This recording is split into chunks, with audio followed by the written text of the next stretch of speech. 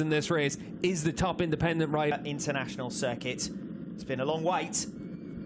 It's going to be worth our while. Looking forward to one Pirelli Indonesian round in driving rain. They're underway. Good start from Andrea Locatelli. Good start as well from Garrett Gerloff. Progress from way back down the order. Ray recovering as they come in towards turn number 1. Bassani and Tati Mercado with a great start. Mercado is up ahead of the BMW boys as Bassani comes firing through on Locatelli. Demonstrates what a struggle it's been so far for Garrett Gerloff. Scott Redding eyeing up a move here on top rack. Razgatlioglu. Bassani thinking about a move on the riders ahead of him. He's going as they come in towards turn 11. Razgatlioglu hanging on, but by the skin of his teeth. Yeah, the run down into 10-4. Feeling pretty confident out there, willing to get himself to the front of the field. Obviously, if you're at the front of the field, you don't have to deal with any of this. The top 4 from race 1 earlier on today are doing battle again at the head of the field in race 2. Ray comes through. Razgatlioglu, Redding, Bassani is your new order. Talked all day about Tati Mercado being a wet weather specialist. A bit of a gap behind the number 36 as Razgatlioglu fires through at the start of lap 2. Ray will immediately. Well, coming from the back row of the grid into the top 10,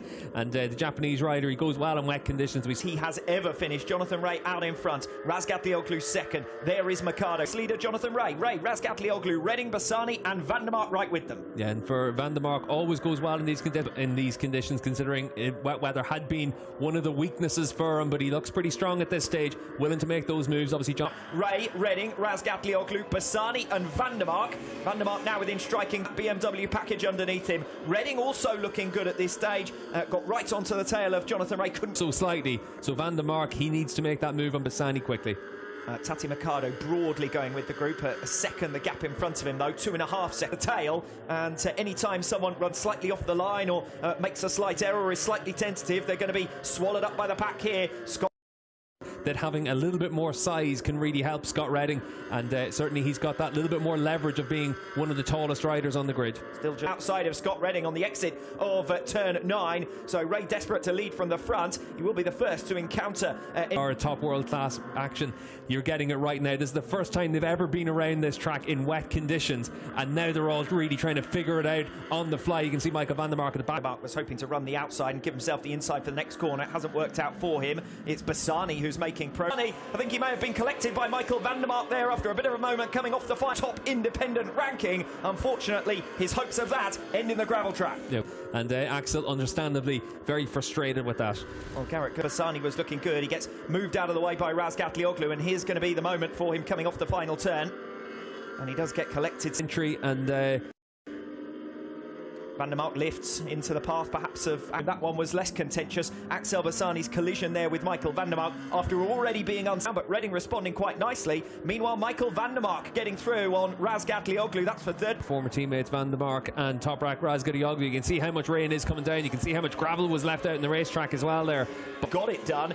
Redding up at the front then. Ray in second. The gap now over a second to this fight for third position. Van der Mark trying to come through in attack, but can't quite get there as they make their way through the right-hander. When they come across the line, the one thing is right now 1:44.0 was Scott Redding's last lap time. A dry weather lap around here is a Van der Mark to bridge any more of that gap, because the pace at the front's really fast. Fine performance though. Might never see the light of day. Scott Redding out the front of the field. 1:43.648 in these conditions. That's astonishing. Razgatlioglu again. Attack Toprak though. We saw last time around he was a lot faster in the second half of the lap than Toprak. Jonathan Ray coming back at Scott Redding. We rejoin the race leading battle, and Ray has come through on Redding, and here goes Van der Mark on Razgatlioglu, and quietly nobody knows which way to recover that third place. I said no, everyone's got nothing to lose in this race. That's how they're approaching it as well. Good battling between. The back down the order. Tom Sykes occupies 5th position. Kota Nazane going to be a career best if he'll a 3-point margin. Locatelli at the end of this season as Van der Mark and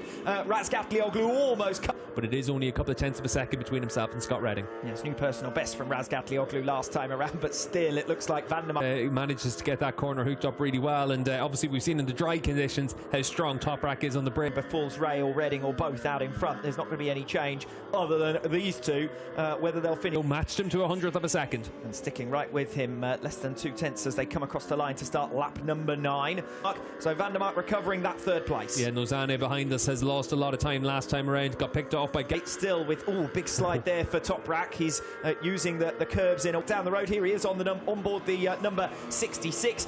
Garrett Gerloff will be the top independent rider, and Garrett Gerloff has recovered 6th place from Kota Nazane, who's consolidated 7th, but is now, as they are, that's Rinaldi gaining back the points that he trailed Andrea Locatelli by coming into this. Group himself, get himself back into a position to be right on the tail of Jonathan Ray, but 0.3 of a second with a lap and a half lead. Other than that, it's going to be a move down the inside through this section of the track on the last lap. For the leaders, by and large, aside from that crash for Axel Bassani, as Michael Ruben Ronaldo. Jonathan Ray may have missed a gear shift there because Redding came powering past in a way that we haven't seen Ducatis do since the beginning of 29. Just try and attack him. There's clearly a lot of grip out there in the asphalt here, even in these wet conditions. So running towards turn 10, though only for the brave that Jonathan Ray might see as his best opportunity to get through on turn. Redding tries to turn. Ray is already there. The pair touch. Ray then sweeps across the path of Scott Redding coming off turn 10 to recover the lead. Yeah, Jonathan Ray able to make the move into 10. Scott, that chance, he's got good drive through there though to get right with Ray.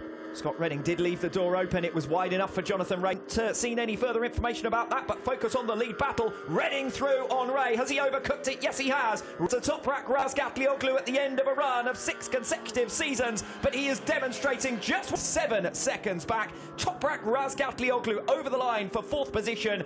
Tom Sykes rounds out your top 5, 11 seconds back. Garrett Gerloff with 6th position. Then it's Kota Nazanes. He's over the line in the end for 12th position, but most importantly, across the line to finish off his World SBK career, but at the front of the field, his long-term rival Jonathan Ray picks up another race victory to say after it. Well, Redding tried his own luck on the final few turns, but Jonathan... Difference between us, but a podium for Scott Redding on his sign-off from Ducati, and you can see for Toprak, he'll be pretty pleased with the battle he had with Michael van der Mark all the same.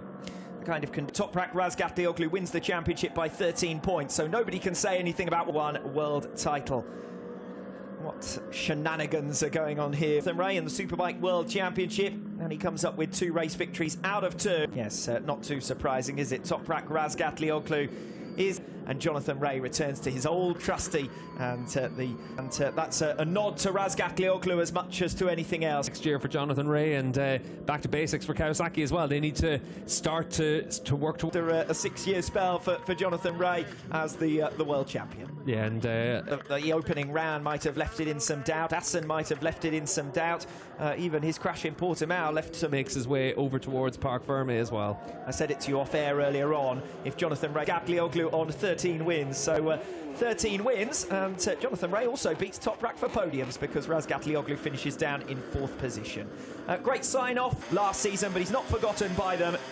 Thanks to a World SBK legend, and thanks from all of us, and gave him something to think about at times over his spell with that Ducati factory. Degrees, very humid, so you could understand Scott trying to just get rid of as many layers. From the rain, of course, an emotional moment for Chaz Davies, no doubt. Yeah, definitely, and for his team as well, and all the way through. Very fitting that Ray and Redding have a battle towards the end of the season. Top has been a big challenge. It is Yamaha who seal the manufacturer's world title.